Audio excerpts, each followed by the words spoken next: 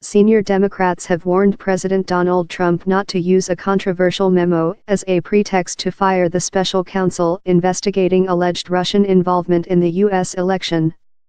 They warned that such action could trigger a constitutional crisis not seen since the Nixon era. The memo, written by Republicans, accuses the FBI of abusing its powers. President Trump approved the declassification of the memo and said it revealed a disgraceful story.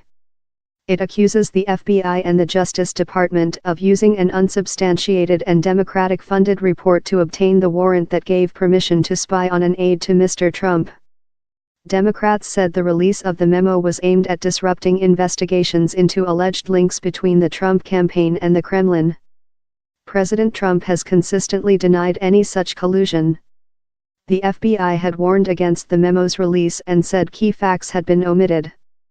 Democrats say the memo, released on Friday, is a shameful effort to discredit the FBI and inquiries into Russian meddling. In a statement, Senate Minority Leader Chuck Schumer, House Minority Nancy Pelosi, and 8 other senior Democrats warned Mr. Trump against trying to sack Special Counsel Robert Mueller or the Deputy Attorney General, Rod Rosenstein. We write to inform you that we would consider such an unwarranted action as an attempt to obstruct justice in the Russia investigation, the statement said. They said such action could result in a constitutional crisis not seen since the 1970s when then-President Richard Nixon gave orders to fire justice officials involved in the Watergate scandal. The White House later said no changes would be made at the Department of Justice and Mr. Rosenstein was fully expected to continue in his job. It focuses on the court-approved wiretapping of Carter Page, a foreign policy advisor to the Trump campaign who was put under electronic surveillance by the FBI. But the memo accuses the FBI and the Justice Department of using unsubstantiated evidence to obtain the October 2016 warrant. It says that they did not tell the authorities their claim to the warrant was partially based on a dossier funded in part by the rival campaign of Hillary Clinton. It also says that the author of that dossier, a former British intelligence agent called Christopher Steele, told a senior Justice Department official that he was desperate that Donald Trump not win the vote.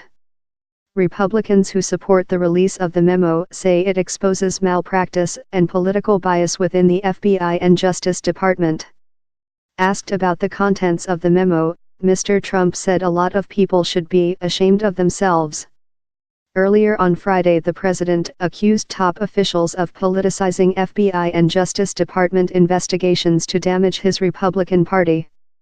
Devin Nunes, who commissioned the memo, has said it shows serious violations of public trust and he hopes it will trigger reforms.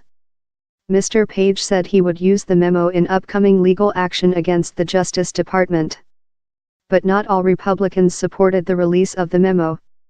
Senator John McCain accused his party colleagues, and Mr. Trump, of playing into the hands of Russian President Vladimir Putin.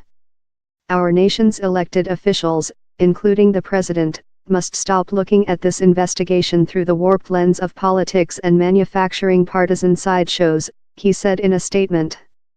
If we continue to undermine our own rule of law, we are doing Putin's job for him.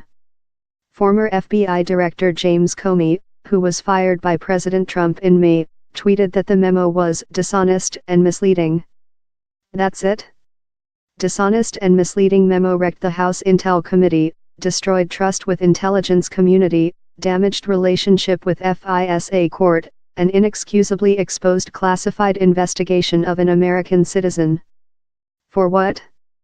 DOJ and FBI must keep doing their jobs. The current director, Christopher Wray, in an email to staff, said, "Talk is cheap, the work you do is what will endure. I stand by our shared determination to do our work independently and by the book. I stand with you," he said. By the Newsbay's North America reporter Anthony Zurcher, the mystery is over, the memo is out, and the results are pretty much what everyone expected. Whether the Republican-generated document is as explosive as it had been made out to be depends on how one views the now infamous Christopher Steele dossier and whether one believes the memo's assertion that it was an essential part of the Carter Page FISA warrant's approval, or if there was other pertinent information the Republican memo writers omitted. The memo makes the case that the FISA judge should have been told about information about Steele that could call his objectivity into question, including his expressed views about Donald Trump, his contacts with the press, and the fact that his investigation was funded, in part, by Democratic Party interests. Would such a disclosure have been enough to make the Page warrant request one of only a handful of the tens of thousands of FISA applications that have been rejected by judges since the system was set up in 1978?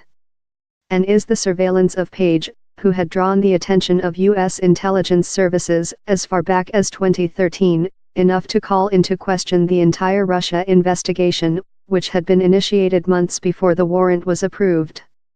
The answers to those questions will determine whether the memo was a bomb or a dud. Read more from Anthony.